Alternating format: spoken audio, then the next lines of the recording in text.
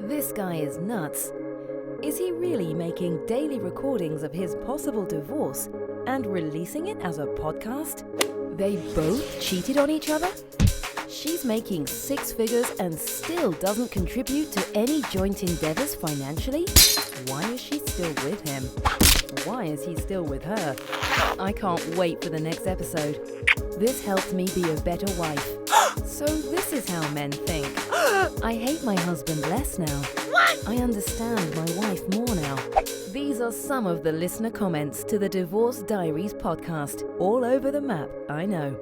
These anonymous accounts of events should resonate with anyone that has been married, is married, or is preparing for marriage, and helps couples avoid pitfalls as they might prepare for marriage. Entire seasons are released on Patreon weeks before anywhere else. At Divorce Diaries Podcast Patreon page. Link in description. Now for today's episode. Looking back, I know that I was never ready for marriage.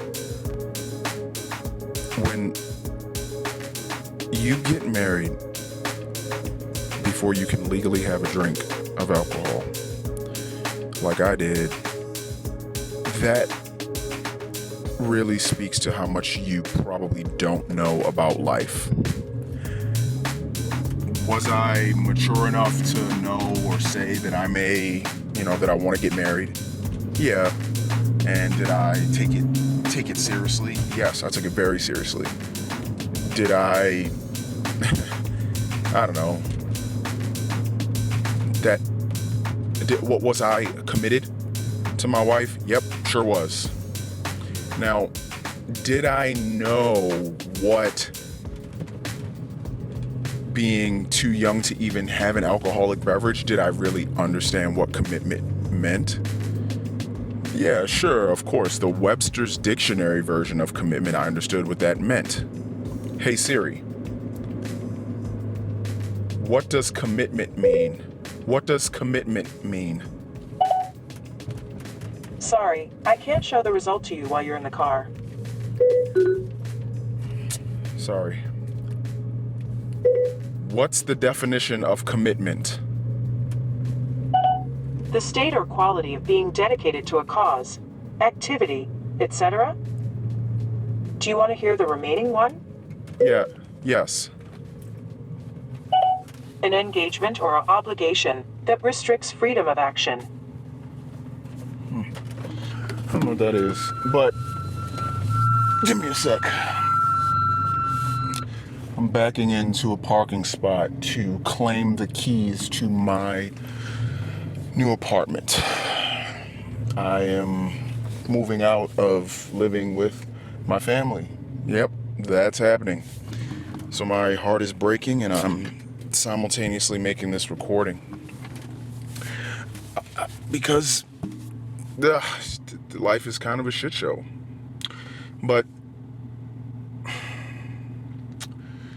I'm realizing now, and I have realized now, that I'm just not ready. I haven't been ready. I'm not ready.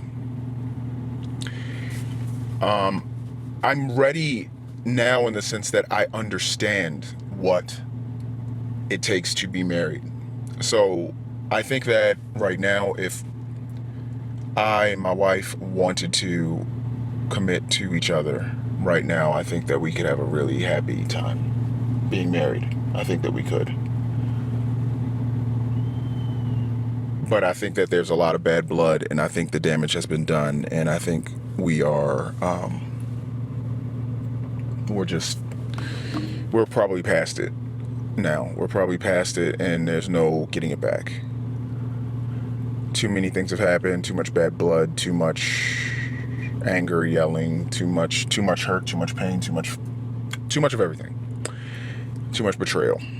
And I don't think that there's a space for us to forgive each other. Now, maybe with this separation, maybe the two of us might find the peace and the pause that we actually needed to make amends or make space for potential mending of our relationship. That's possible. It's very, very possible.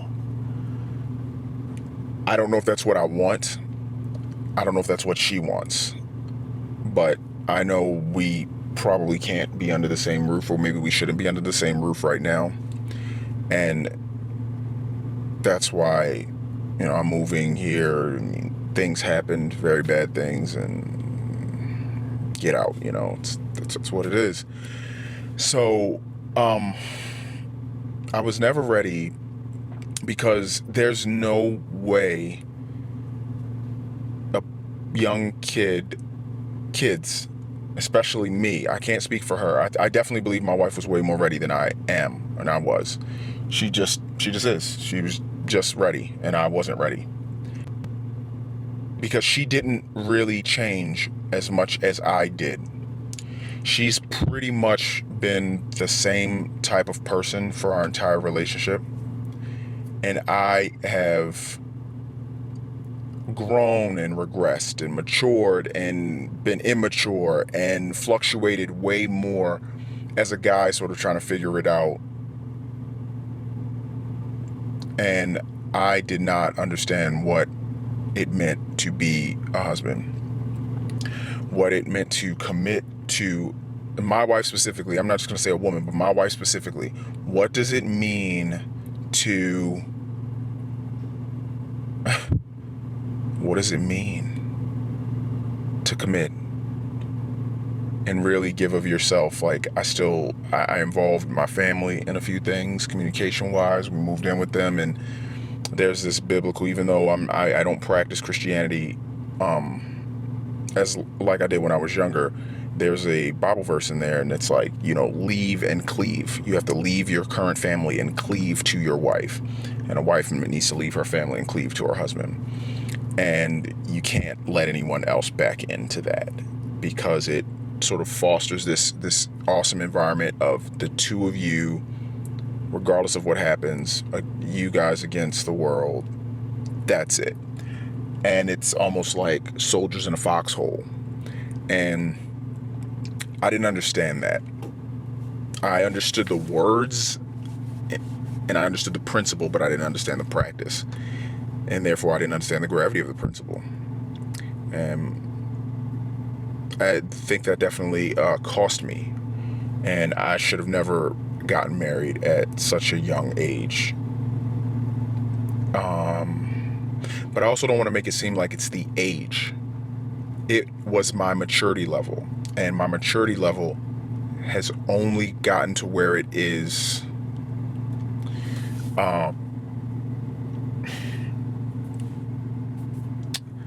in the last few months, honestly, of this recording. It's July 9th, 2021. And I'm just getting things sort of figured out now. Like, the fog and the haze is sort of lifting now. It took all of this to happen for me to finally get and understand that I was the bigger problem, and I was the one that wasn't ready to be married. My wife didn't do some things maybe tactically correct, but her heart was always in the right place. And I didn't make as many tactical mistakes, but my heart was not in the right place. And that slow drip of hurt, pain, that's what ultimately is going to be what ends us. I really thought that I was loving my wife, and I wasn't. Because when you love someone, you don't talk to them as frequently as I did about what she did wrong. And all I did was really harp on things that she did wrong, things that she could improve, how she was breaking promises to herself, how she said she wouldn't eat this piece of cake, or whatever it was. I was not a supportive husband in the ways that she needed me to be supportive. I, quote unquote, pushed her because I technically wanted to be pushed for all of my goals in life. I want to get this certification. I want to excel over here, and I start this business, and I want to do that. And she wouldn't begrudge me of that. But her goals in my mind were to, lose weight, save money, things like that. Things that were, quote unquote, a little bit basic in my mind. And with those things being a bit basic, I treated her like, hey, how can you not get this basic stuff right? Are you really, quote unquote, smart if you can't even get this basic stuff right? Seriously? Oh my gosh, what's wrong with you? That's how I looked at her. That was the lens through which I saw my wife. How are you messing up so bad? And I would constantly just throw that in her face. I was a very bad partner. And, when that just keeps going and going and going like that, how's anybody supposed to stay married to somebody like that? Me as a man, I really needed to grow up. I had a lot of growing to do. And I still have a lot of growing to do. I've got to get my shit together so that I can be fit for even myself. It has nothing to do with anyone else. But if our family, because I do believe that's the biggest thing, there's no one else out here in this world that's going to have my back like my wife has had mine. Through all of my surgeries and hurt and pain and debt and not debt, and I haven't really carried that much of that. She hasn't really had that to worry about, but all of the shit that has come to my life, she's been there for me, and no one else was. Not my parents, not my siblings, no one but her. And I used to feel like, do I just want to stay with her because she's helping me, she's there for me and no one else is. I used to not want to just say openly yes. But now, how I feel, I'm like, oh shit, yeah. I do want to be with this woman because she has my back. Not because she can't stop necessarily buying this thing or that thing. Not because she's bad with, not great with money. Not because she's got things. She's got things. To have someone truly in your corner and have your back and support you is probably the single biggest thing, the biggest ingredient, the most important ingredient that needs to be in every single fucking marriage. And I had that in this person, and I did not treat it well. I did not cherish it, and I took it for granted. So let's go ahead and stop that, shall we? It's time for me to grow up. But now I'm laying in the bed that I made for myself because I was not ready for marriage. I was never ready. And I got married anyway, and that really hurt her. Wow, that was the Divorce Diaries podcast. The Daily Saga will continue tomorrow. The full season's episodes are on Patreon now. Subscribe for early access. Click the Patreon link in the description. Hopefully these entries help our anonymous recorder as a form of his own personal therapy. That's his hope and his intention. Will these recordings of life's curveballs lead this family to the best resolution in the end? We'll keep listening.